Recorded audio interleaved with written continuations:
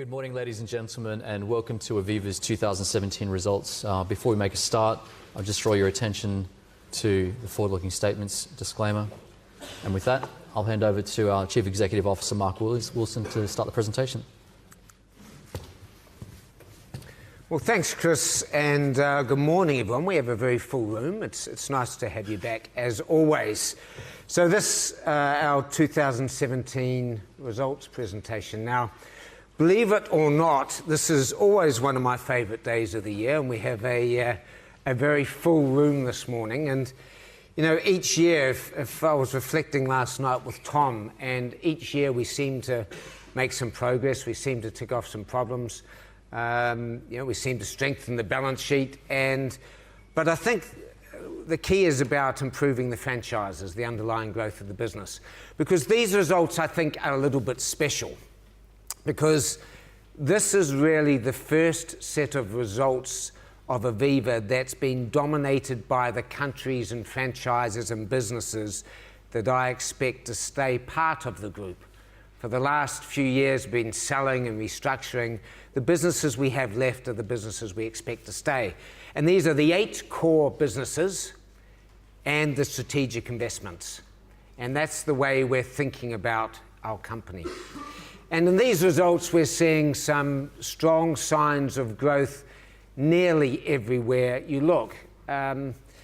It's enough to put, I guess, and we need it in the cold winter of London, but it's enough to put a bit of a spring in your step, or as one of my English colleagues said to me last night, enough to warm the cockles of your heart.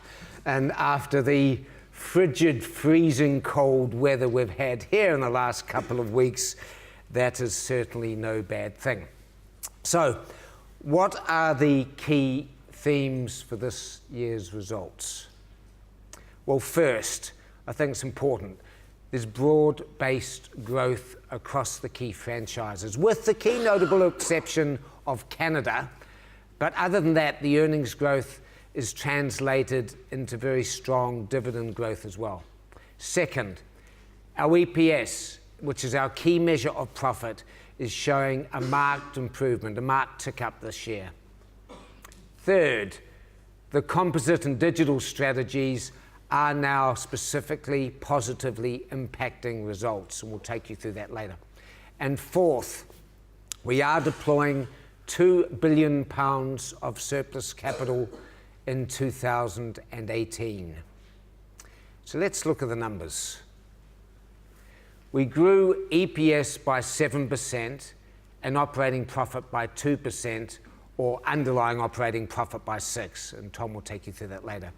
Now, we'll cover in more detail, but the key takeaway here is that most of our markets have reported highly satisfactory profit results ahead of and earlier than what we promised. Capital generation, that remains strong at $2.6 billion, and we increased our solvency cover ratio to 198%. Cash remittances, they're also up 33% to $2.4 billion, and we're expecting another decent year of cash remittances in 2018. And ladies and gentlemen, you have heard me say it before, but when it comes to the world of insurance, cash is king. So I'm pretty happy where we are as a group on cash right now. Now, we've also increased the dividend to 27.4 pence per share. That's, as I'm sure you've seen, and that's an increase of 18%. That delivers on our 50% payout ratio for 17, as we had promised. And the next slide here shows we're getting a pretty decent track record of growing EPS and growing dividends. We need them both, although this year you can see that the rate of growth has certainly accelerated.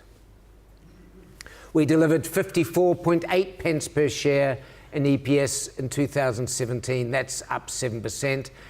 And importantly, we're targeting better than 5% growth from 2018 and beyond. Now, this is an upgrade, as we're now saying better than 5% off a higher baseline, and we've also brought this forward by 12 months from what we told you at the Investor Day. Quite simply, we've done better than we thought we were going to. And we can see in 2017, stronger growth in earnings has translated to higher growth in dividend, which is up 18%.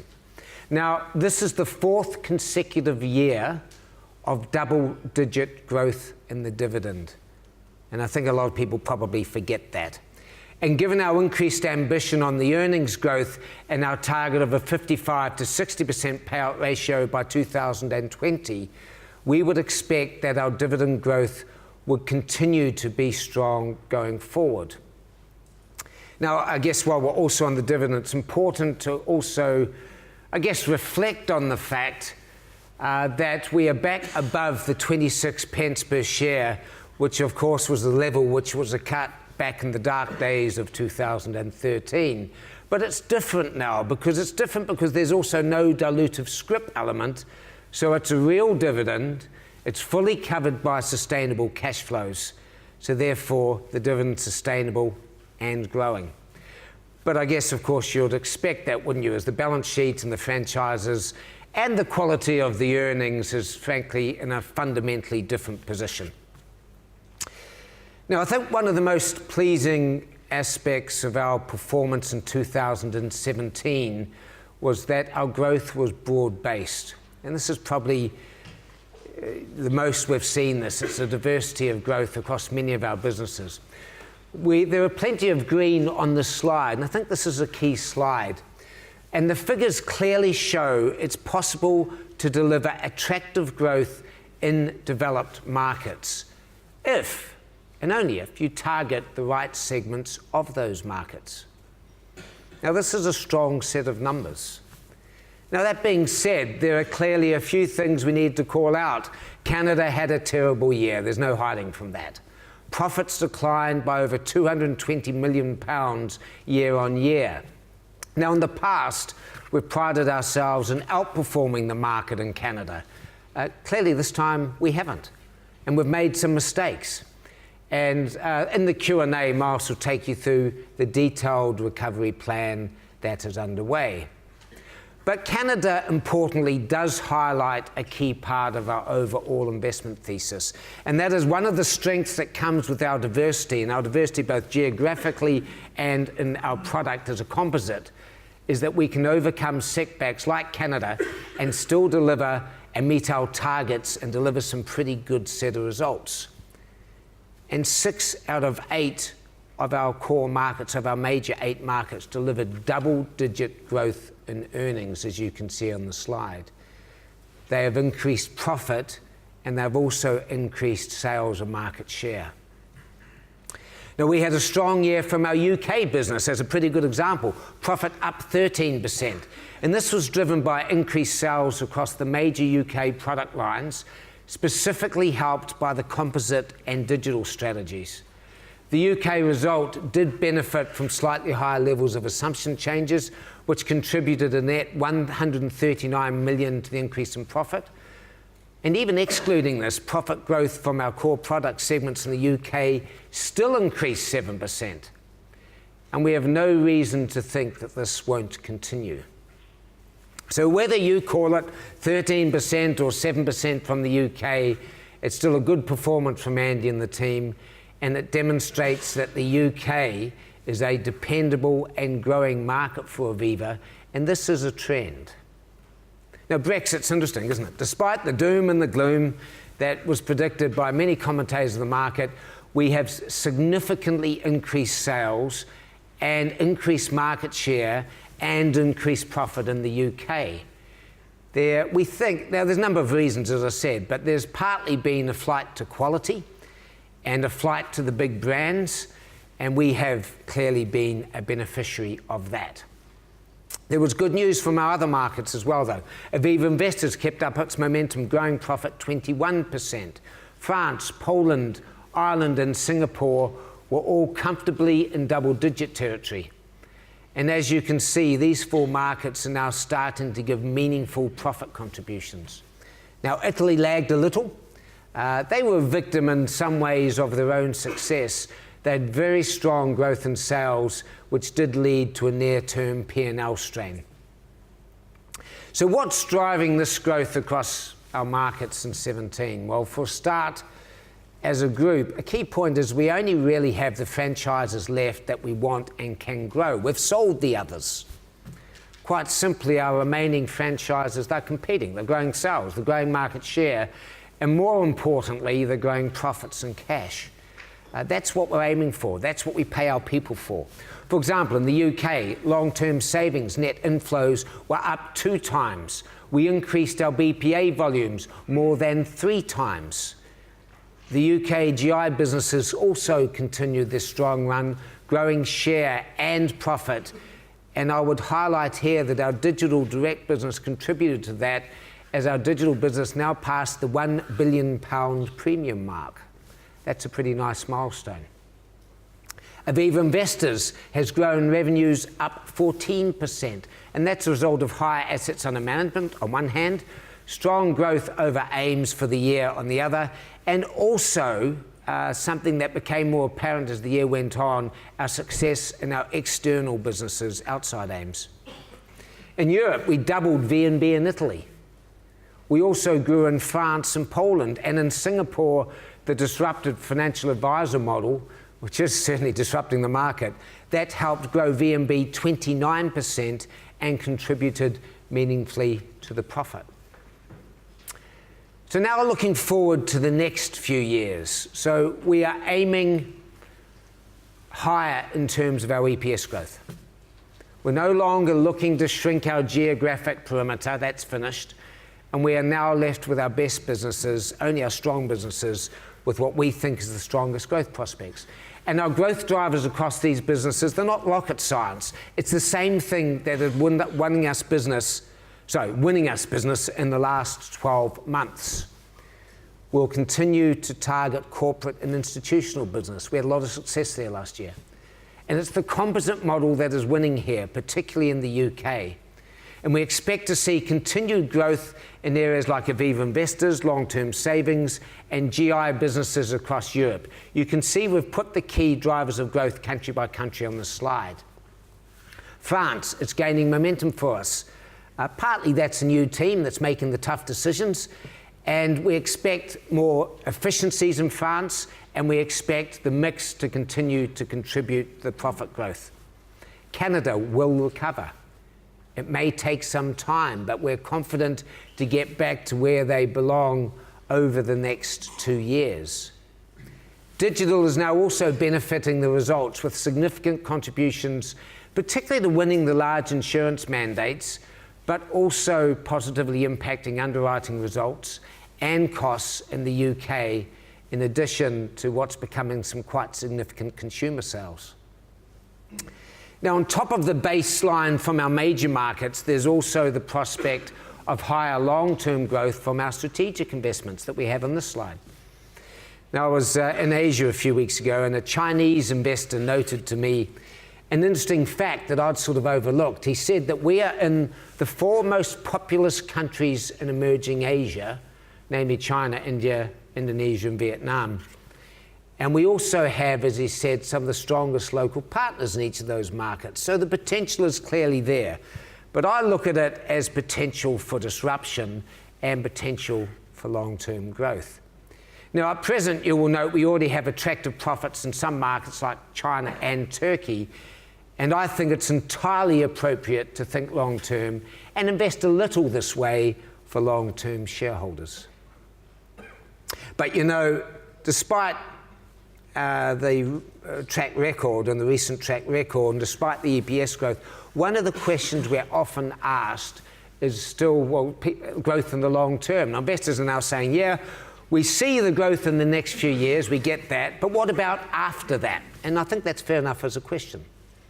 You see, I believe the insurance world has fundamentally changed and reached an inflection point. For a start, the macro environment has changed, and GDP growth rates in emerging and mature markets are converging. For example, there's now little difference between the US, Singapore, Hong Kong, Turkey, and Europe on GDP growth.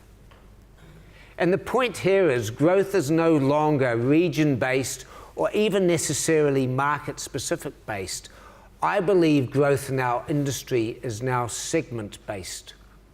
And the key is to be operating in those growth segments and be positioned for the changes in those markets.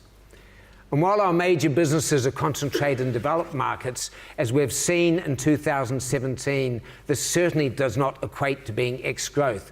We are seeing growth. We're seeing growth across the board. And in fact, we are also seeing that margins in our more developed markets are very robust, simply because the more irrational players have exited. There's fewer competitors. Now, in each of our markets, there are also structural drivers of growth. Some of them are demographic, and you can see some of them up here. Some of it is government policy, like auto-enrollment or pensions in Turkey. And some of it is margin with increased scale through our initiatives and also consolidation in the market. And the key is positioning our business for all these trends. And I think we're in a pretty good spot. But it's also why we're investing heavily in capability, not just the things you know about, like digital, which is important, but also in terms of the people as well. For example, we've hired David Cumming as the head of equities to build out our equities franchise in Aviva Investors. We hired Tom Ground to lead our BPA business, which is proving to be very successful. And we've been hiring talent in global corporate and specialty, where relationships and industry experience allow us to selectively expand in this market. Now, we have a number of structural and deliberate competitive advantages to grow, which you can also see on the slide. Scale and expense ratio is important. Brand is critically important, particularly in digital. And our investment in data analytics and artificial intelligence, I believe, is industry leading. We now have 550 data scientists, and it's this capability that won us a number of large insurance mandates in the last year. Turning now to capital. Now, at our Investor Day in November, we outlined our intention to deploy $2 billion in 2018 and a further $1 billion in 2019. And today I want to add some specific guidance about the use of that capital. Now, as you've heard in the previous slides, our first priority is organic growth. But frankly, that doesn't take too much capital. We indicated that we would also, and by the way, and that's not included in that $2 billion, just to be clear.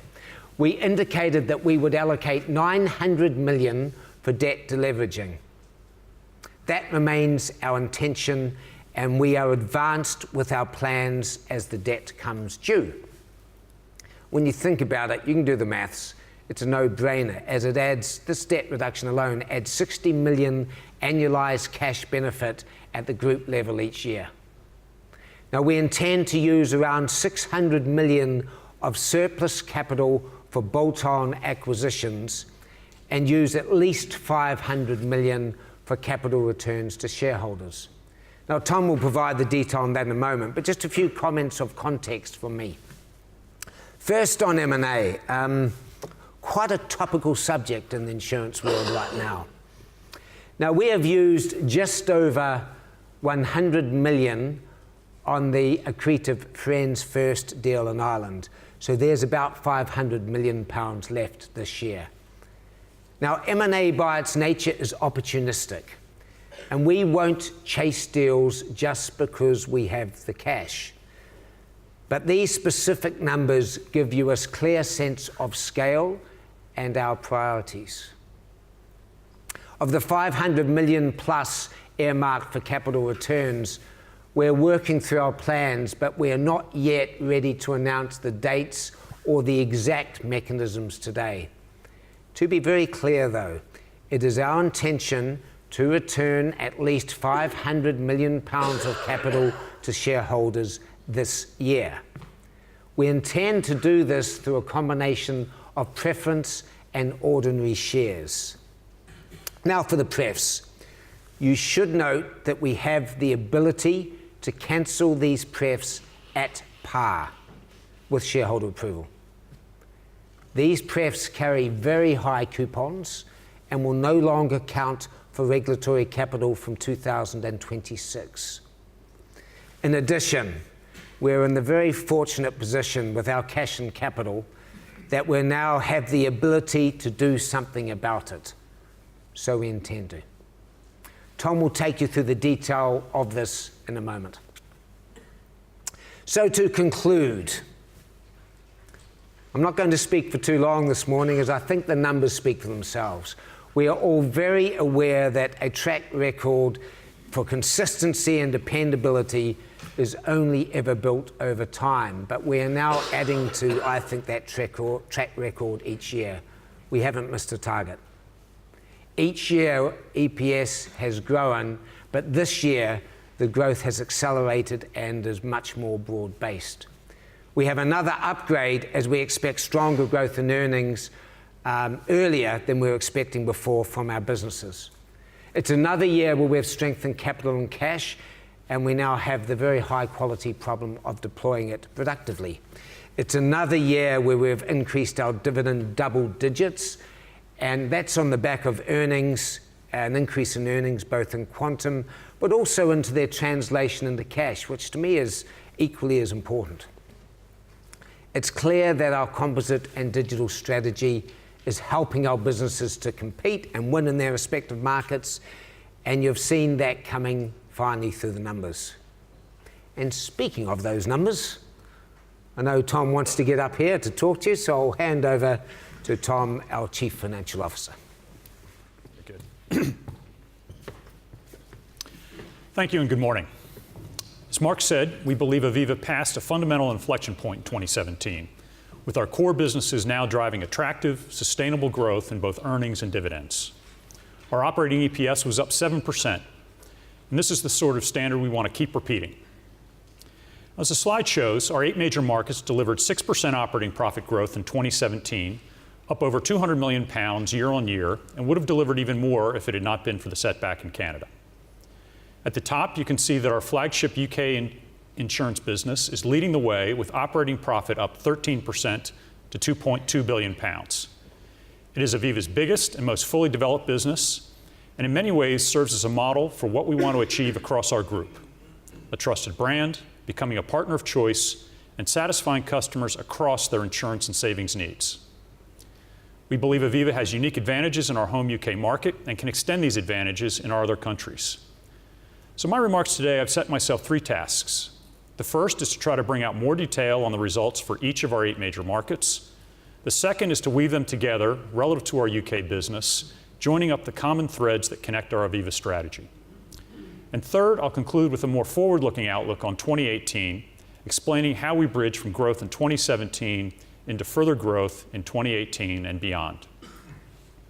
Now, before I move on from this overview slide, I want to make a few more general observations. Scanning down the rows, you'll see that we've had double-digit profit growth in sterling terms in 6 of the 8 businesses. A 7th, Italy, is also growing strongly in terms of sales and value of new business, VNB, but first-year strain from those sales has temporarily dampened profit growth. So the fact that Italy more than doubled VNB in 2017 should show up in future profits. Canada, of course, had a difficult year in 2017, as we indicated back in November, with many years of favorable reserve development abruptly coming to a halt as the benefit of past reforms has dissipated and current conditions deteriorated. I'll talk more about this later. But I want to use Canada to make a bigger point. Unlike others, our strategy at Aviva is to be both diversified and at the same time very focused, not everywhere, just the 8 major markets and a portfolio of strategic investments. Diversity means that when one business encounters challenges, others can still carry us forward. And focus means that we can identify performance issues quickly, figure out what needs to change, and then make it happen. In this case, that includes moving Colm Holmes, who was a success in our UK GI business, to join our team in Canada as CEO. We did something similar in France about 14 months ago, moving Patrick Desneuf to lead that business, with good results, as you can see here. And we've just moved Nacho Izquierdo into Italy about 3 months ago, after his many years of success in Spain. So we have the right team on the field now, with proven operators in all 8 of our major markets and an acute focus on delivering results. Moving down the slide, you can also see here that we're investing for the future, spending a little more this year on our portfolio of strategic investments. Within this portfolio, our investments in China and Turkey are already profitable, and we would expect Vietnam, Indonesia, Hong Kong, and India to turn the portfolio positive within a few years, probably around the 2020 timeframe. As you know, thanks to Chris Wei's efforts, we're now executing an exciting joint venture with Tencent and Hill House in Hong Kong, and Morris Tulloch is actively working on resetting our position in India. And finally on this slide, the contribution from businesses we've sold or agreed to sell was lower in 2017 than in 2016, and should decline again in 2018 as we complete sales of FPI, Spain, and Banco Pop mid-year. We're addressing the impact of those divestitures partly through capital management, so it's not worth dwelling on here. I will, however, come back at the end of my remarks to review how we increased EPS in 2017, and more importantly, the outlook for 2018. But the first usual stop on NAV. Book value per share is up 2% as dividends, the share buyback, Aviva amortization, and restructuring costs offset operating profit. Integration and restructuring costs declined by a third and should be approximately zero for 2018. AVIF will also be lower in the future once we complete the sale of FPI. So we should have improving prospects for NAV growth, subject to the likelihood of additional return of capital to shareholders in 2018 and 2019. Basic earnings per share more than doubled to 35 pence. Okay, turning now to the businesses. UK Insurance delivered impressive volume and profit growth in its core segments. Long-term savings net flows nearly doubled to £5.6 billion. Bulk annuity sales tripled to $2 billion, and protection VNB was up 21%. General insurance net written premiums were up 4%, with the combined operating ratio stable at 93.9% and an improved underlying core. Andy Briggs has done a really terrific job bringing together a unified business, focused on customers, and winning market share where we want to compete. Our product segments increased profits by 7% for the year. Now, this includes profits from our legacy book, which stayed strong at $331 million, although as previously guided, it will decline gradually over time. And the net profit contribution from other items, which include assumption and other changes, was significantly higher this year at $290 million, primarily because of the release of longevity reserves, which amounted to £710 million, partly offset by higher expense reserves and other provisions, which totaled £420 million. So let me stop and explain this. As we've guided in the past, we normally expect this other line in UK Life to contribute about $150 to $200 million of operating profit annually as we take action to improve profitability and as prudence in our book unwinds. Much, but not all of this is related to our annuity business, which has over $50 billion of reserves and is growing. In 2016 and 2017, our own mortality experience, which is broadly consistent with the latest industry tables, showed that we have significant prudence in our longevity reserves. We released some prudence a year ago in the 2016 results and decided to release more now in our 2017 results. We factor in our own experience on a rolling average basis over several years, so the adjustment does not happen all at once. Accordingly, unless mortality trends reverse, we could see a further release of longevity reserves in 2018 and beyond, but of course we won't know until more time passes. I should also point out that we try to benchmark ourselves relative to others in the UK industry on longevity, and based on the data we've been provided, we believe we are near the more conservative end of the spectrum and remain so even after our 2017 releases. Please note that while we're not counting on future reserve releases, we will manage our pace of spending on other improvements and investments in the business with an eye on the net impact of this other line on our overall results. In part, this may help fund incremental transformation of our business that will increase our operating advantages in the future. What we are focusing on is growth in the product segments in the UKI business, which came in at a very satisfactory 7% in 2017, and upon which we want to build in 2018. And speaking of underlying growth, let's get back to our four core segments, where we're picking our spots and winning more business. In fact, new business profits were up 13% to £391 million. And looking at the four core segments, the long-term savings profit was up 30% on the back of higher assets and consistent margins within our target range.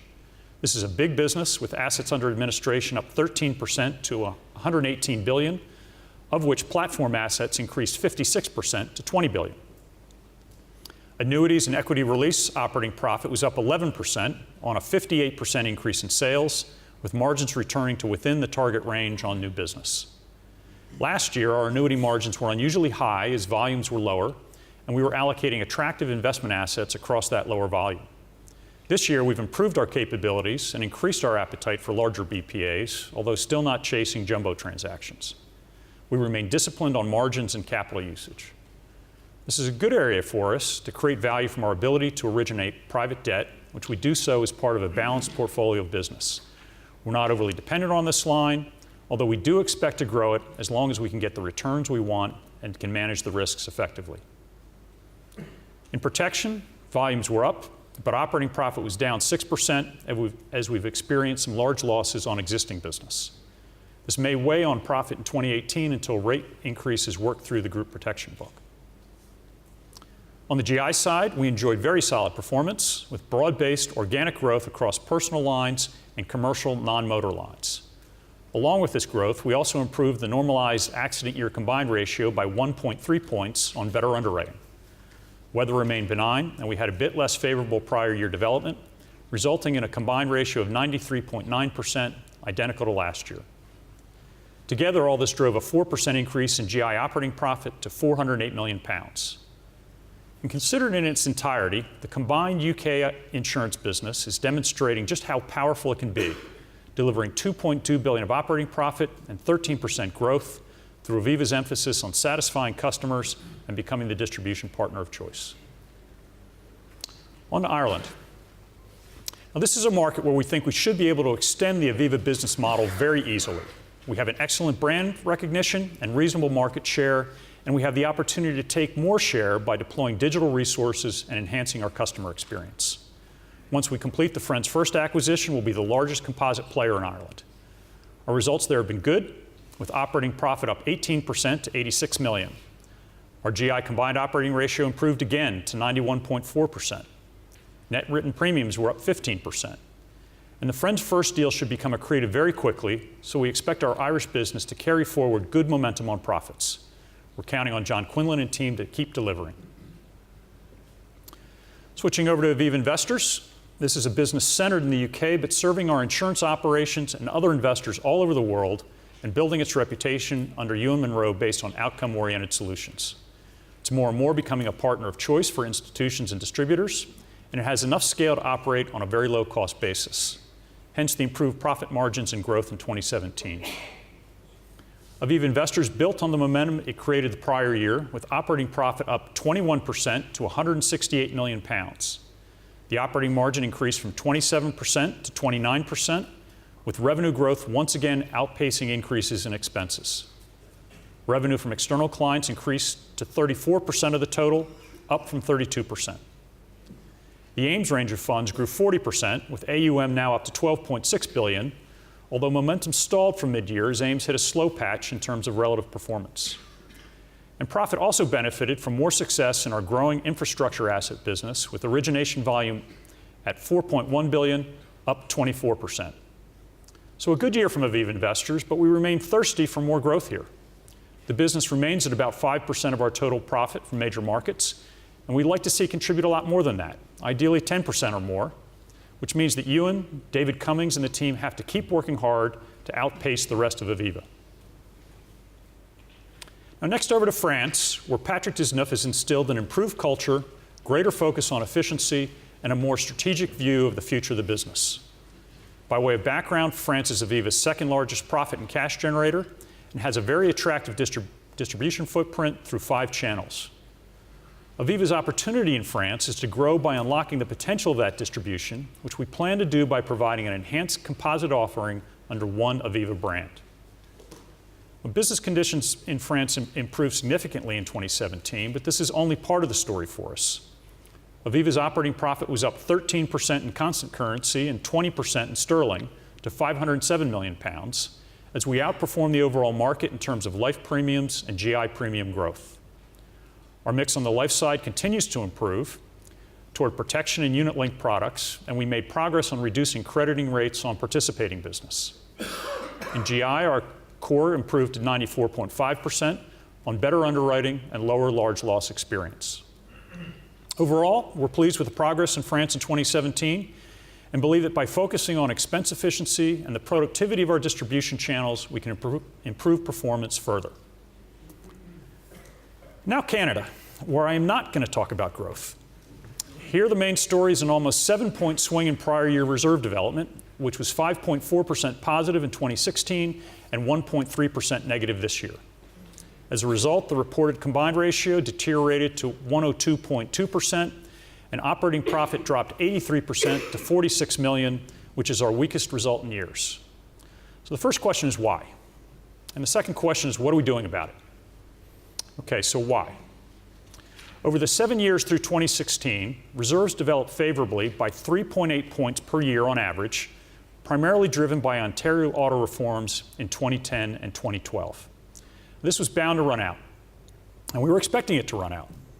But neither we nor the market anticipated it early enough and had not adjusted rates sufficiently far in advance. So we were a bit caught out when motor bodily injury claims started to spike upwards. We've had some other negatives in Alberta and the Atlantic provinces, but that's really the crux of it. It probably didn't help that we were integrating the RBC General acquisition at the same time, but that's an explanation, not an excuse. We should have done better. So then, what are we doing about it? Well, I've already mentioned that we've made a management change, bringing in Colm Holmes as CEO. Sometimes a fresh perspective is needed, and Colm brings a great sense of best practices from our UK business and his experience elsewhere. In addition, we're pushing hard on rate. We've increased some rates, filed for other rate increases, and will file for additional rate increases throughout 2018. Market cores have been elevated across Canada, so we're not alone in raising rates. This will have the biggest impact for us over time, even if it has a marginally negative impact on top-line volumes. I'd rather have the underwriting profits any day. We're also taking some underwriting and business mix decisions. We're changing some claims management practices, and we may exit some unprofitable distribution partners. Finally, we'll take another look at expenses and cut in some places while reallocating in others. So looking forward, this should mean a bounce back in 2018, but it won't be all the way. January and February have not started well, with elevated claims frequency and difficult weather. And it will take time for rate increases to earn through into results. So this will be a 2018 and 2019 recovery story, with us looking to restore the business to a 94 to 96% combined operating ratio by 2020. Let me finish this part of the story by saying that we still like our Canadian business and look forward to it getting back to market-leading cores and a mid-teens return on capital. We think the business can be further enhanced with innovative propositions and learnings from our composite model elsewhere. So Canada remains core to our strategy over the long run. Okay, turning back to Europe. In Poland, we had good bottom line results, with operating profit up 26% to 177 million. We were very efficient in Poland and earned a high return on capital. Adamas Pelwitz and Maciej Jankowski run a tight ship. We're a full composite player in this market with offerings in life, pensions, GI, health, and asset management. This is a market where we'd like to build even more scale, possibly through bolt-on acquisition. On the life side, we've doubled our market share of the profit pool over the last 10 years to 15%. And about 90% of our life business is recurring premiums, which is higher than the market average. So in 2017, we maintained a favorable sales mix consisting of 85% protection and unit-linked business, although sales volumes and VNB did not hit our growth targets. GI profit increased significantly as the core improved to 86.7% on higher volume and as we consolidated our JV with Bank Zakładny. Overall, we're the number 2 player in the Polish market, earning a very attractive return on capital, and believe we can consolidate an even stronger position with customers, extending Aviva's capabilities here. In Italy, under Nacho Izquierdo's leadership, Aviva's ambition is to leverage the group's capabilities to create market-leading propositions in 4 key customer segments delivered across all distribution channels, including banks, agents, brokers, and direct. For example, we're experiencing very good sales of our capital-light hybrid product through Fineco and others, with volume up 76%. This has driven very strong net inflows of 2.3 billion, which are up 38%. Value of new business more than doubled to 179 million. And we expect life profits to follow as we overcome the first-year strain of these higher sales levels. GI core was 94.2% with broadly stable underlying performance. And we're exploring opportunities for further growth in GI, including more commercial business. So as a result of recent sales momentum, we're now moved up several places to 7th in Italy and believe we can do much better than this, generating higher levels of Aviva brand awareness and franchise value along the way. Finally, Singapore. Operating profit in Singapore was up 10% at 110 million, despite additional spending to build out the Aviva Financial Advisors Network, which increased the number of advisors by 60% to 673. Our CEO in Singapore, Nishit Majmudar, has done an excellent job building this innovative distribution channel from nothing over the last 2 years.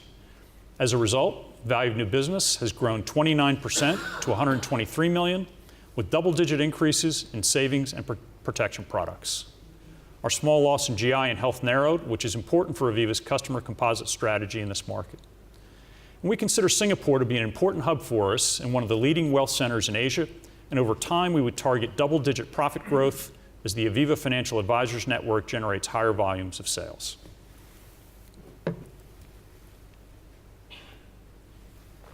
Okay, switching away from the business units and back to Aviva overall. We remain very well capitalized with a Solvency II cover ratio of 198%, well in excess of our working range of 150 to 180. Our underlying capital generation of approximately 1.7 billion is similar to last year as we invested in future growth and did not generate as much capital surplus in Canada. Other capital actions were significant again in 2017 and were driven by a £700 million positive from the Friends Life Part 7 transaction. This is more than we had initially expected and will enable us to remit more cash up to the group center in the form of special remittances in 2018.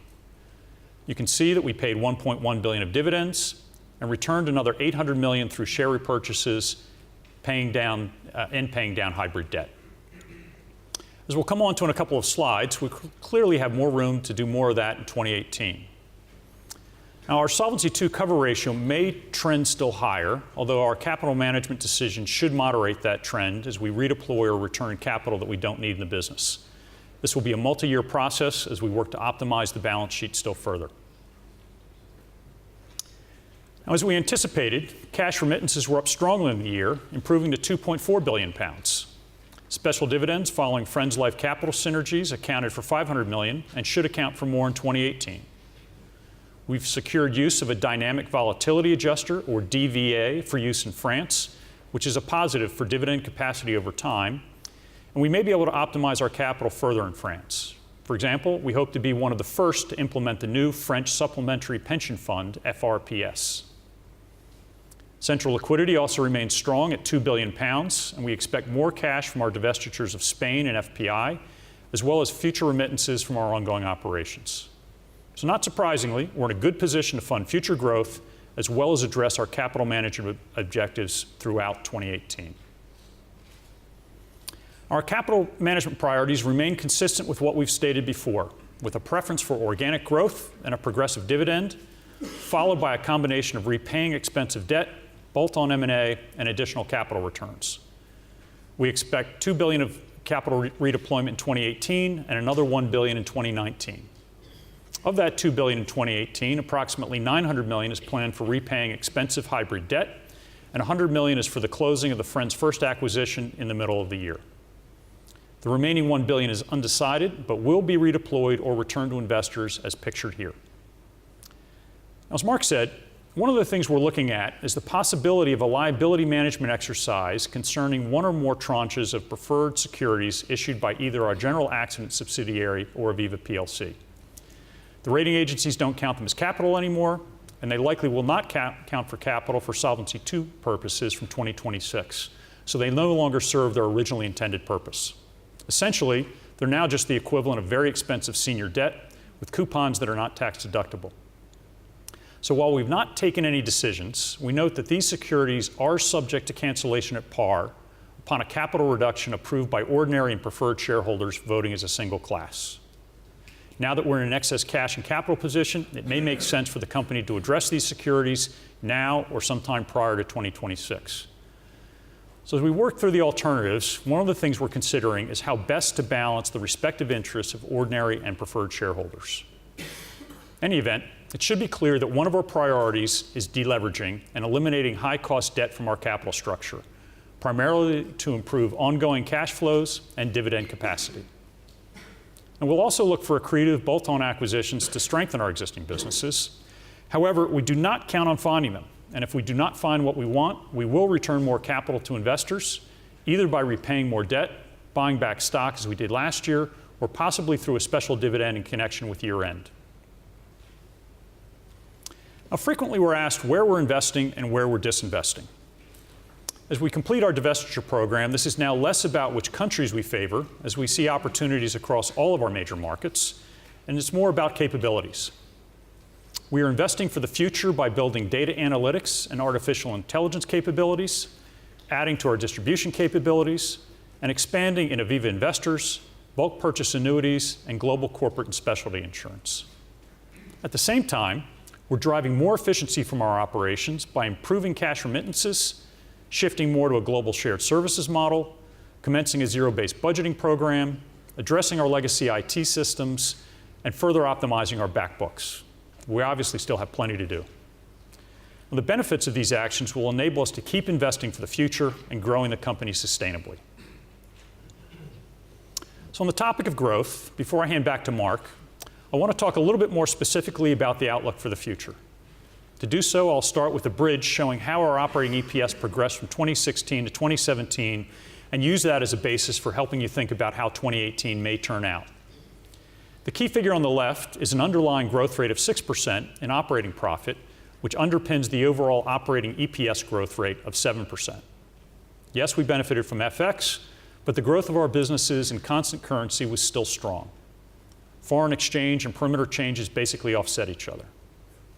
As you can see, the balance sheet was actually a net negative contributor to growth, with the incremental positives in UK Life more than offset by the less favorable reserve development in Canada and UK GI. We had some weather and other non-recurring negatives, primarily hedging activity, as well as some positives from a lower effective operating tax rate. So with all that background on 2017, we can then look forward to the outlook for 2018 on the right side of this slide. Now, our businesses will perform as they will, but Mark and I are asking each of the major markets to hit an earnings growth target which is higher than 5%, and in some cases considerably higher. We think Canada will take time to bounce back, and so we're expecting at least some progress in 2018 and more in 2019. Now, also keep in mind that last year's buyback and debt deleveraging happened late in the year, so only had a partial impact on 2017, with more to follow in 2018. And additional capital management to come would benefit us some this year and more in 2019. And this is helpful because we've had a series of business unit sales which affected us in 2017 and will affect us again in 2018 as sales complete in the middle of the year, with some residual effect in 2019. So debt deleveraging and buybacks are neutralizing the dilutive impact of asset sales. Now, tax helped us in 2017, but our effective operating tax rate is likely to be a little higher in 2018, depending on the business mix of our profits. So now for the punchline. Taken all together, you can simplify this and just say that our EPS growth in 2018 really depends on how much organic growth we get from our major markets. At least that's the way I see it. And since we have a lot of conviction around those businesses, we're bringing forward management's target for operating EPS growth to exceed 5%. So in conclusion, Aviva has moved past an inflection point with operating EPS growth of 7%, excess capital, plenty of cash, and dividend growth of 18%. I'll remind you that in addition to growing EPS, we also expect to increase the dividend payout ratio to our new target payout ratio of 55 to 60% by 2020. Cash dividends have increased 83% during my tenure over the last 4 years, and we want to keep them growing sustainably for years to come. Back over to you, Mark.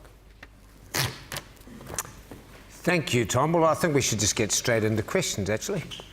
So if you can maybe facilitate that. Hopefully you have the microphone balls there. And I've got all the operating heads up here too, so we can probably pass the questions around a little. Let's start with Greg, and then Ashley, back to Andy. Testing. All right. Greg Patterson, KBW. 3 questions. One is, Just in terms of sterling millions, the management actions that you did this year, which are ahead of expectations, what's the sort of headwind? Obviously, that's capitalizing future profit. What's the sort of headwind does that produce for 2018? That's question one. The second one is, in terms of the IFRS GI reserves, what is your percentage margin over best estimate, and how's that changed year on year? And the third question is, I saw in the press you've had some issues with your platform migration in the UK. I mean, we have the case study where Old Mutual ended up paying £500 million when things went wrong. I just wonder if you could update there and tell us if there's going to be some fallout in terms of net client cash flow or costs from the platform so Tom will migration take the issues. first couple, and Andy, if you can talk on the platform. So I'm assuming by talking about management actions, you're effectively talking about the other line in UK Life, where we were up about 139 million year over year. Is that right? Yeah, because obviously you're pulling profit forward, so it's got a headwind the next year. So Well, I don't know that we will. And again, one of the things that I tried to say was that as we look at our experience in longevity, effectively we're at the conservative end of the spectrum, and as it appears that trends are showing less improvement in longevity over time, that's causing us to need to release reserves there. So we did some of that in 2016, some of that again in 2017. And I think my guidance for you around that other line is, although we've said that we would expect it to be 150 to 200 million, we would expect it actually to be elevated over the next few years. So we probably will be over that 200 point. So I don't know that there's going to be a drag there. Your second question was around the amount of margin in our IFRS reserves on the GI side. We don't disclose exactly what that number is, but I would tell you that the way we look at it is at a specific point. We don't have much of a range around that, and all of our businesses are reserved at that level right now, so we haven't had any decrease in that margin. Andy? Morning, Greg. So on the platform, very successful year last year. We saw our long-term saving net fund flows double to £5.6 billion. The total assets there up to £118 billion. Within that, the platform is £20 billion. Because of the success and our commitment to that market, we decided we needed to upgrade to more modern technology that would be scalable. We have had issues with that, as has been well publicised. We're working hard with advisors and their clients to resolve those issues. I mean, in terms of potential financial impact of that, not material in the context of a 2.2 billion UK P&L. Just, Greg, if I can just add something on the longevity release. I've read a couple of notes that are suggesting, is it conservative or not, but looking at it a bit too simplistically, the issue is not whether you use tables from 15 or 16 or 17. The primary factor there is your calibration against those tables. You don't just take the tables and plug them in. It's not that simple. It's your calibration. And we are at the very conservative end of that, which is a far bigger issue. Ashik. Hi, good morning. Ashik Vasudi from JP Morgan. Hi. I've got 3 questions. Slide number 6 looks pretty interesting. I mean, you're flagging that 6 markets out of your 8 has delivered double-digit growth. Having said that, if I look at your 2018 plan, you're still flagging around 5% organic growth. So which markets do you think will continue to do double-digit, and where you would be a bit cautious on double-digit, what you delivered this year? So that would be my first one. The second one would be, can you give us some color about your protection business in UK? What went wrong, and what would be the recovery path for that? And same on Canada. I mean, you're guiding for 94, 96 by 2020, but will it be back-end loaded, front-end loaded? Any thoughts on that would be great. Thank you. Okay, just so the markets, let's talk about the growth. So I'll tell you what we're promising to the market, what our targets are, and that's the greater than 5. And to do that, you need a mix. Now, clearly you've seen higher than that in various markets, and different markets in different positions. We're not going to give any more guidance on that today. We need a little bit of wiggle room. It's one of the benefits of our diversity, right? As you can pull various levers, frankly. But we would expect greater than 5, but I'm not going to give any more guidance. You can see, though, all of these markets, on a couple of slides later than that, all of these markets have different advantages, and you have some tailwinds. You know, the UK is pretty strong for us at the moment, pretty much across the board. France is very much, France has got just a new impetus and a new momentum and a clearer strategy, and you're seeing that happen. France is going to have efficiencies in it, etc. But I'm not going to give any more guidance than that today. On the protection book, Andy, you want to cover? And then Morris, where's Morris at the front on Canada? Yeah, so I think that the key point I'd make is in the UK we're unique in being a composite player across all the major markets, and that strategy is working really well for us. We're finding particularly corporates are meeting multiple needs with us across different lines of business. So protection is one line of business in that. We're seeing much stronger growth from the structural drivers in long-term savings and annuities and equity release. But in terms of protection, basically two drivers on the back book. So you can see the new business profits on protection still grew 11%. The back book, we just had a number of larger claims, just as you get in insurance businesses from time to time. And then we have seen that the claims experience in some parts of our income protection book has been higher than we were assuming. We'll address that through rate going forward. But for me, it's a great example of the benefits of the composite model. We've delivered underlying profit growth in the UK of 7% before you consider all the assumption changes, and so we can absorb that impact on existing business in protection and still deliver strong growth. Morning, Chief. Let me respond to your Canadian question. I mean, it's a great business, as Tom and Mark have said. It's had a disappointing year. So, firstly, let me give you some market context, and that will actually help then explain, why I believe and why I'm confident that we'll get back to our target operating range in the period that's been after mentioned. So I think the most important part of the market context, first, you've got to understand that 48% of our Canadian business is personal motor. Right? Now, if you look at the last 7 years, that served us incredibly well. So what actually specifically happened to the motor market in 2017? So you've heard us talk about frequency, and that was part of the issue, but that wasn't the real underlying issue. The real underlying issue was increase in frequency in injury claims. Now, why did that happen? Why did we see more injury claims?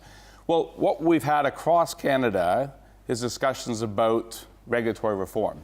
And it's no different than when we talk about regulatory reform here in the UK when we had whiplash when I was running our UK business, or if I look at our Irish business when we talked about motor reform and the core was 114 and I reflect on it, at 91 today.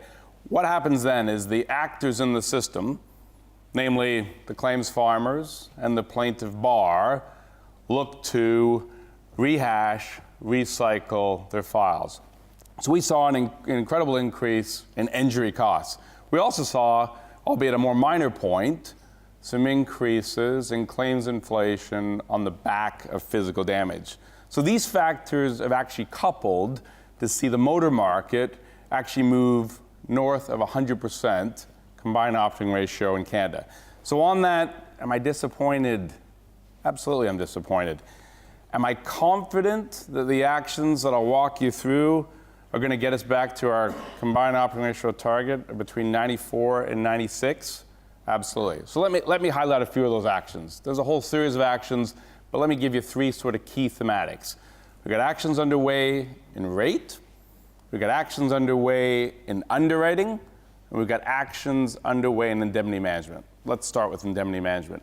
That's how we manage the claims. So when you're having an increased flow on older files, the two things that you have to do, and actually things that Aviva is very good at, and we've demonstrated that both here in the UK and Ireland and historically also in Canada.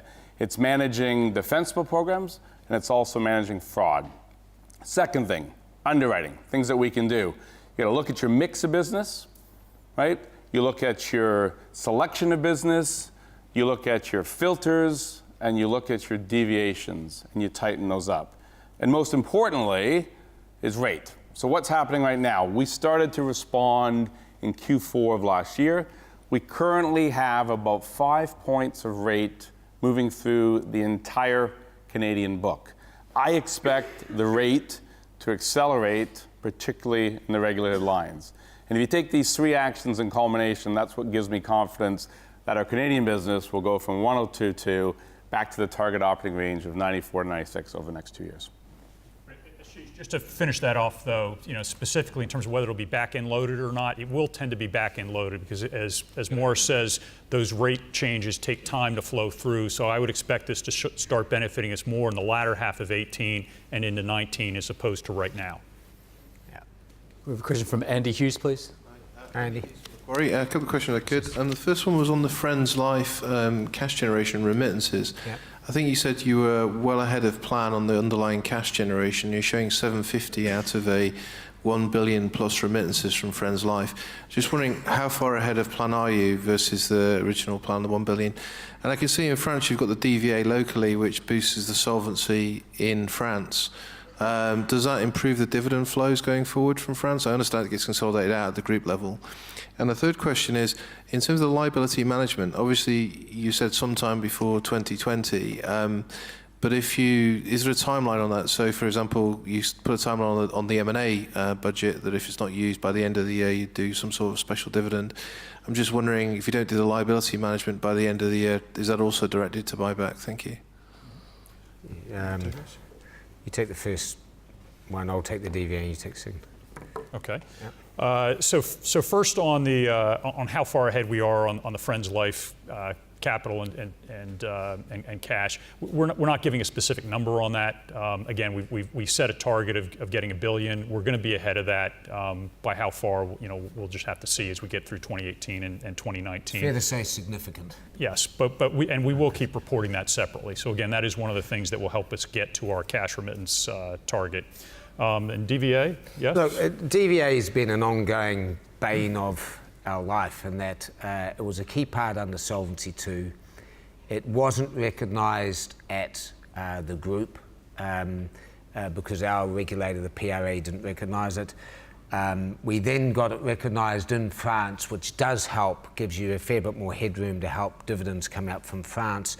The interesting thing you would have seen, though, or some of you may have picked up, was EIOPA put out a report on DVA specifically saying that it was part of Solvency II and needed to be implemented. I would expect that to cause a rethink in the PRA. It is meaningful to us. Regulators tend to give with one hand and take with the other, so who knows what the net impact would be, but it would be positive for us at a group level. And in France, it is certainly helpful for securing dividends, if that sort of makes sense. Yeah.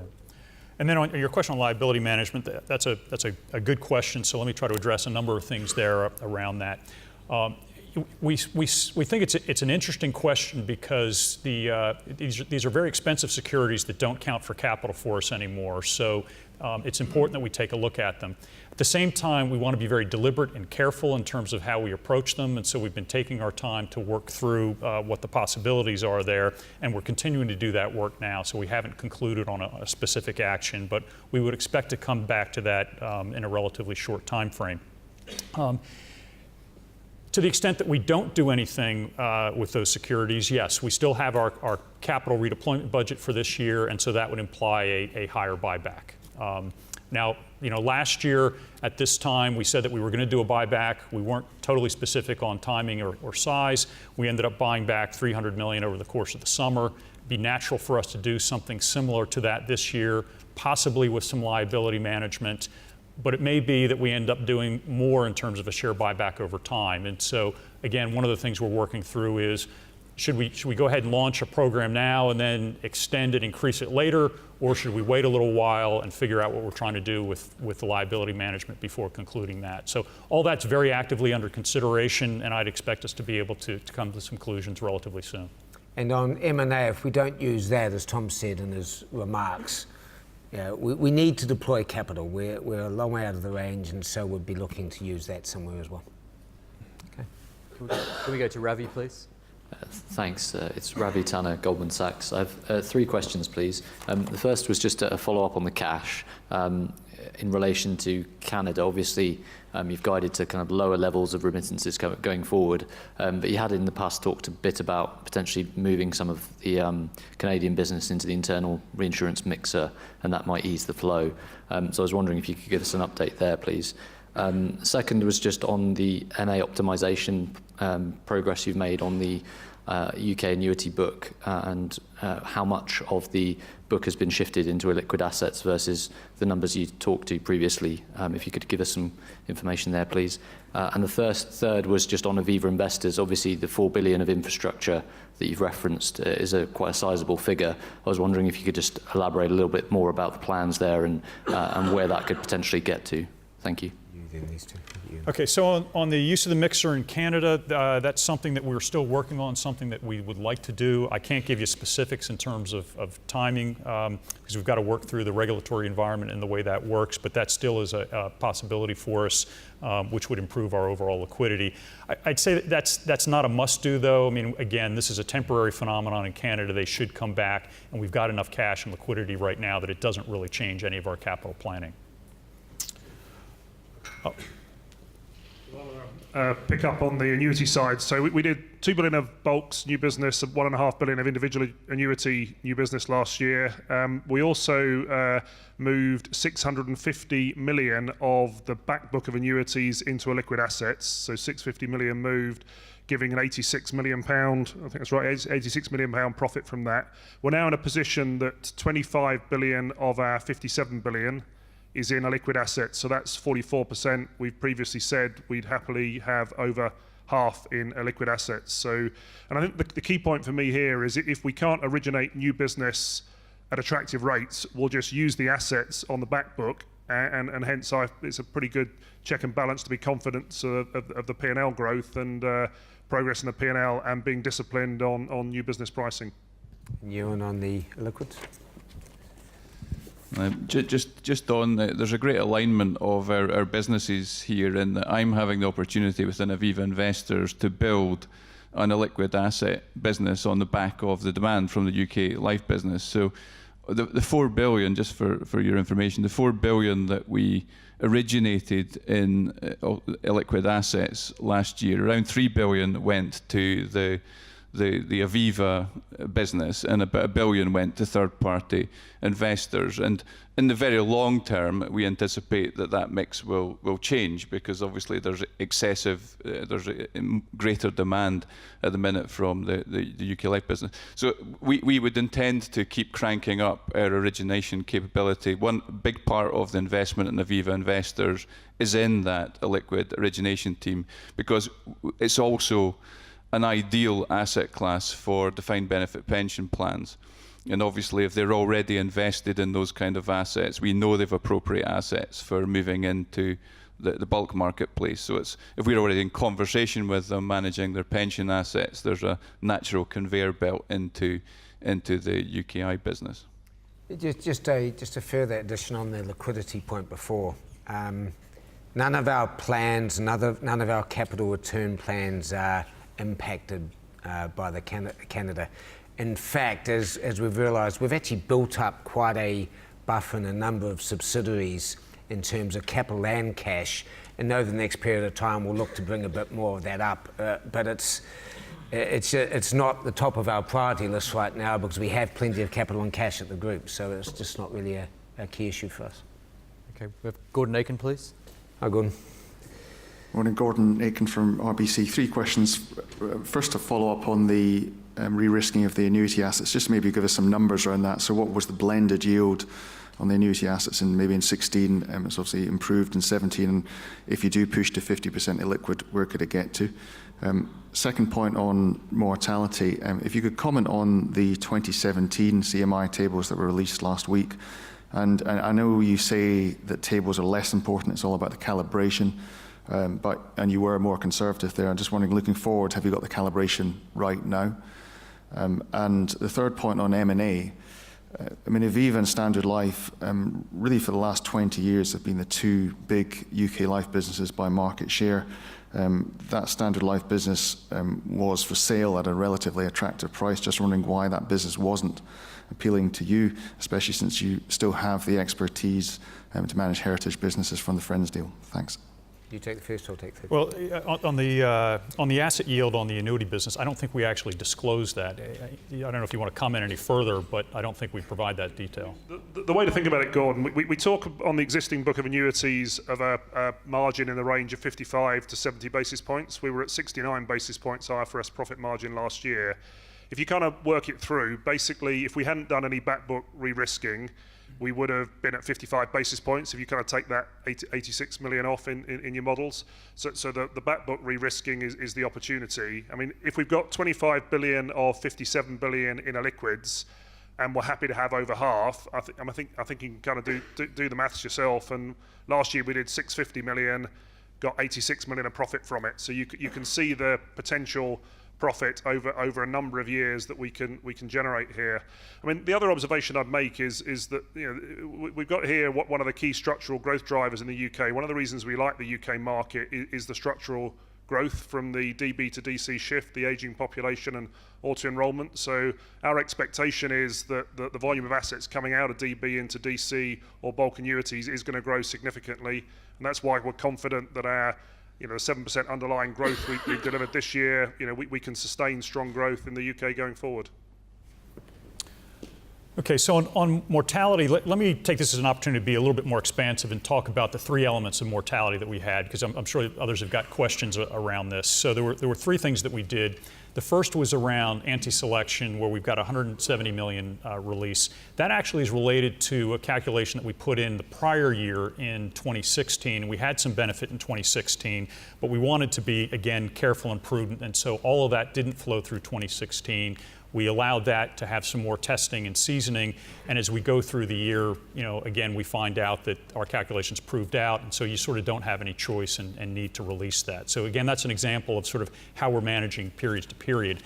I'd also comment, again, just generally, that because we believe we're at the conservative end of the spectrum in terms of longevity, when we are presented with new evidence that suggests that our reserves are even more prudent, we actually don't have that much latitude. We can't get to a point where we're unreasonably prudent and have, sort of excess upon excess in terms of longevity. So effectively, we've got to take that evidence and act on it. So if you go then to our mortality experience, where we had a 200 million pound release this year, what we do is we look at that over a number of years, and we've got a rolling average looking at experience and how that ought to affect our assumptions going forward. 2016, if you talk to the actuaries, looking at our book, was very heavy. And so as we factored that in, we've actually reduced how much weighting we've put that in terms of the averaging. So again, there's another element of prudence that we factored in. Even though we've got a release, it could have been more if we had just done a straight rolling average. And again, we're going to have to look at that experience going forward. And again, that may be another one of the reasons why you see this continue to develop favorably in the future. And then finally, we've moved to the CMI 16 table. We're always trying to use the latest information that we have time to really vet and parameterize properly. Here, as we've looked at that translation and looked at the parameters, we've actually made those a bit more conservative in terms of how we translate from the actual table to our underlying assumptions. So all through that, yes, there are releases, but there's also a bit of prudence. And as I said in my remarks, unless trends reverse, if we continue to see confirmation of these trends, it means we're going to have more excess prudence that we're going to have to go ahead and release. And so if you look at CMI 2017, we haven't analyzed that yet, but sort of the quick read suggests that it's confirming the trends that we've been seeing, so we may be having this conversation again next year. We won't have a choice. Okay. And Gordon, on your last point in M&A, look, I'm not going to comment on our competitors or their valuations. I'm not going to go there. But I can tell you it wasn't on our radar. And look, we've spoken to a lot of investors, and investors are saying to us, giving us a very clear message. They're saying, keep the strategy, keep the script. And that's what we intend to do. Now, keeping the strategy and keeping the script is, they're saying, quoting one, go out and find treasure, but find treasure chests, not sunken galleons, if you know what I mean. And so we are doing bolt-on acquisitions. We have a target this year for 600. Now, could we use some debt in there? I guess we could. I'm not going to tie my hands totally on that, but it's bolt-on acquisitions. We're sticking to script. I want a consistent message. I actually want us to be boring. I just want us to grow EPS by greater than 5%, and I'm going to grow dividend by more than that. It's not that complicated. John, please. Morning, it's John Hocking from Morgan Stanley. I've got 3 questions, please. First on Canada. Could you give a little bit of colour, please, in terms of where the rate increases you're putting through the book sit versus claims inflation? You mentioned the issues in motor. Are you putting through more than 5% in motor? And what do you expect to see in terms of claims inflation, given the actions you're putting through in terms of selection, etc.? It's the first question. And then secondly, I'm assuming that the guidance you're giving for the Canadian combined ratio doesn't assume any regulatory reform. And I think at the Investor Day in Poland, you were talking about potential regulatory reform. Could you talk about what the timeline on that is and how certain it may or may not be? And then just finally on Italy and the IFRS earnings, you called out the strain as being the major driver for why the earnings were pretty much flat.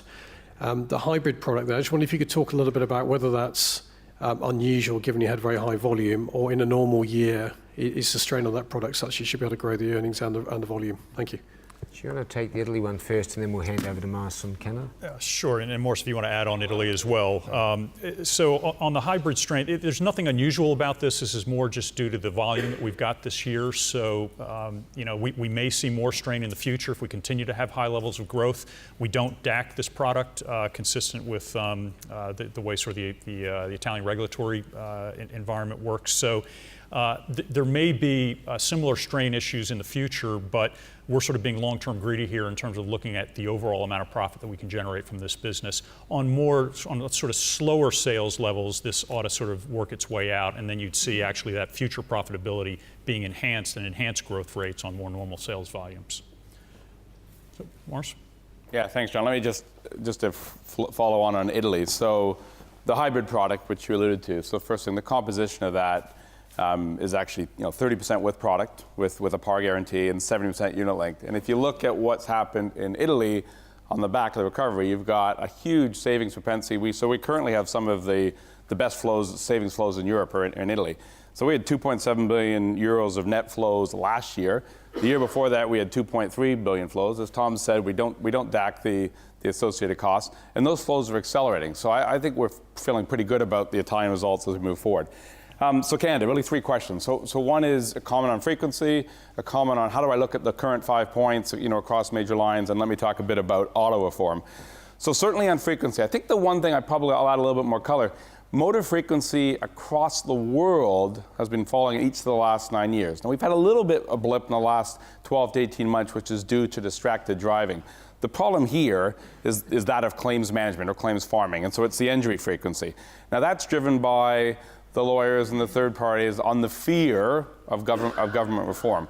So clearly on rate, listen, if you take the rating environment in Canada, 2 things you ought to know. In Ontario and Alberta, it's regulated motor, so we have to file and wait for approval. In Quebec, it's not, so they differ slightly. Clearly, we need to take more rate in the 2 regulated lines because you have a lag between the time you file and the time it gets approved. But we're also looking at property lines and taking excess rate. We have a very strong property book, so we're taking rate there. And commercial lines across the country are unregulated. So we're looking at the overall expected loss costs on our overall premium pool, and we're taking rate where necessary, and we'll make the trade-off as need be from volume and profit. The 1022 in the recovery plan doesn't factor in a definitive date on when we'll get regulatory reform. If we get regulatory reform, certainly that actually probably accelerates the recovery. So the biggest regulatory reform that we're looking at is an Ontario auto. So the government released something called the Marshall Report. And effectively, without going through the 300 pages of that Marshall Report, the finding was that if you look at the claim spend, 50% of the claim spend does not go to the injured person. It goes to all the players in the system for report writing, for administrative costs, for all of these sort of costs which actually don't go there. What they've actually recommended in the Marshall Report is to put caps and limits on different types of disabilities. It's no different than taking the whiplash abuse and saying, you know what, we're going to go care, not cash, and get rid of sort of all of these sort of practitioners. Listen, I'd love to say that's going to come in at a certain point in time. We have a government that's just about to go into election, but what's driving it? It's no different than what we did in other jurisdictions. We're saying we need this for consumers. They're paying too much for motor insurance. Every government we talk to agrees when it gets enacted, when it goes through the stakeholder engagement, and when it finally changes, that's an additional lift that we don't have. Okay, thank you. 2 final questions, Angel, and then across to Andy Sinclair. Thanks. Hi, Angel Consagra, HSBC. Three questions, please. Firstly, on the capital generation. So you have 1.7 billion of underlying capital generation, which hasn't changed from last year. What should we think about that in terms of future trajectory? And also on capital generation, there's other line which is negative 1.1 billion. Can you give some more details around what that was? The second question is around the negative up to 2 points of impact on operating EPS going forward, a tax impact, which is in your outlook. Can you give some more details where that is coming from? And the third one is potential bolt-ons, M&A. So you mentioned that you would like to do something in GI in Poland. What are the other areas you're considering? Would it be Canada, where you want to be a composite? Thank you.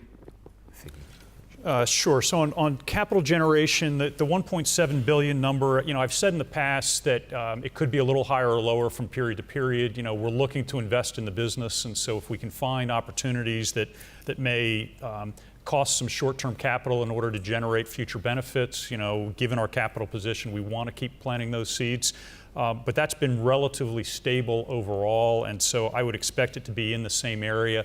Ultimately, we're trying to drive that number up, so I'd like to see that progressing north of 2 billion over the next few years.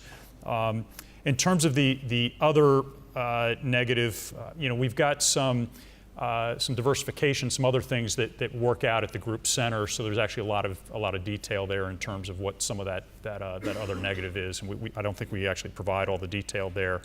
And lastly, let me come to the tax implications. Our tax rate this year benefited by some non-recurring items where we've been able to use some tax attributes this year that won't recur. So that could be a little bit of the negative for next year. And then if you think about our mix of business, what really drives our tax rate is where we get the profit from. And so Canada was down quite a lot this year. That's one of our higher tax jurisdictions. If Canada is coming back up in the mix, you would expect that to be a drag on the tax rate. So that's why we've guided to something a little bit higher than where we were for this year. And look, in the M&A, the answer is it actually all depends. I mean, where would I like to do it and where we can do it may not be the exact same answer, because M&A, and I think you've seen we've been pretty ruthless on M&A, both buying and selling. The multiples we got selling out of Spain were extraordinarily high, and the multiple we got buying in Ireland was extraordinarily low. So I like that. Where would I like to buy? I'd like to buy more in Poland. I'd like to buy more in Turkey. Canada, I would certainly like Canada to be a composite business, but we're not going to go and spend a whole lot of money or anything like that. But we'll see what we can do. Canada, we may look at things like bulks, which we could do relatively simply with our brand there as well. So I think you can assume two things. You can assume existing territories that would help with scale. You can assume it needs to be accretive in a very short space of time, or Tom will tie it away. You can assume we look at dozens for each one we actually get interested in. And you can assume that we're not going to buy something just because it's there unless you get it at the right price. So, I mean, put all that together and it all depends. But we will be a bit opportunistic, and I think we've got a pretty decent track record of doing this as well. Let's finish up with Andy. Thanks, Andy Sinclair from BofA Merrill Lynch. Three from me, please. Firstly, on workplace pensions, your probably number one competitor has effectively walked away and said it's not really possible to make money in the administration of workplace pensions without getting the asset management mandates as well. Just wondered if we could get your views on that, and whether you still think it's feasible to make money on administration. Secondly, on Canada, just wondered if you could tell us the profitability of the RBC book over full year 17. And thirdly, just wondered if you could give us an update on AIM's flows and requests for information now that we've had a bit of a pickup in volatility. Thanks. I'm interested who our number one competitor is, but we have, I'll get Andy to comment on this as well, but we have an advantage, a big advantage. We do have scale across our book. And we have a pretty big scale advantage that we are using. We have a balance sheet and a brand. And Andy, you want to pass a comment about, not versus competitors, about our position? Sure. So I mean, two comments I think I'd make. Of our 118 billion long-term saving assets in the UK, 68 billion is workplace pensions, and our margin on that book as a whole is 25 bips. So basically, we are profitable. It's the majority of that long-term savings book.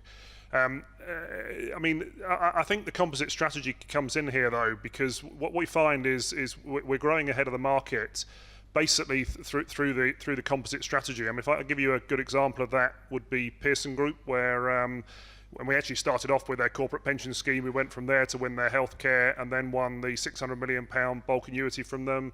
Morrison Supermarkets, we started off with their healthcare and moved from there to win their workplace pension scheme. So we're finding that in the large corporate market, the composite strategy is really working well for us, and it's why we're growing ahead of our competitors. So that, coupled with the scale, and then also the digital capability.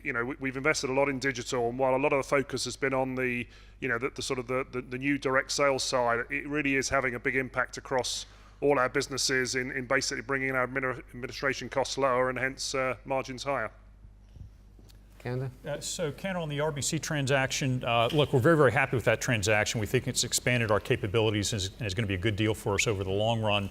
In the short term, that's heavily an Ontario motor business, so although we're not disclosing its profitability separately, you would expect it to be suffering from the same market issues that the rest of our business is. So we look at that as something temporary that we've got to work through, and the long-term benefits of the transaction still hold up quite well for us.